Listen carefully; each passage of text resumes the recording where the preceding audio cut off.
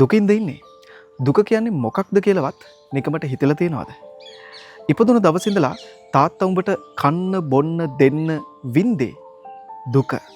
පුංචි කාලේ ලෙඩ වෙලා අඬද්දි අම්මටයි තාත්තටයි පපුව හාරගෙන යනවා වගේ දැනුනේ දුක.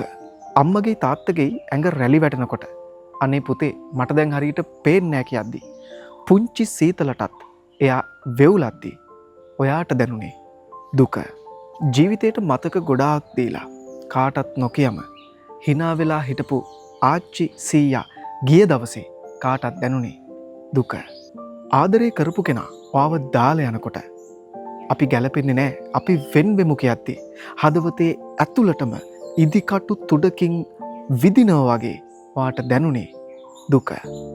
කොටින්ම කියනවා නම් ජාති ජරා ව්‍යාධි මරණ ශෝක පරිදේව මේ හැම දෙයින්ම ඔයාට දැනුනේ දුක.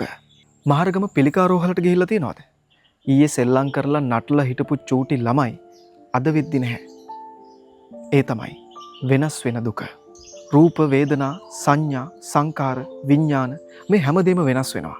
ඒ නිතර නිතර වෙනස් වෙන එක සංසාරය. ඒකත් දුකක්.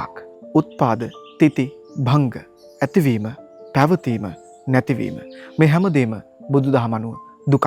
හැබැයි දුකක් කියලා හිතා දුකයි දුකයි දුකයි කියලා ඉන්න එක බුදුදහම නෙවෙයි. බුදුදහම කියන්නේ දුක බව දැනගෙන අවබෝධයෙන් මේ මොහොත සතුටින් ගත කරන්න.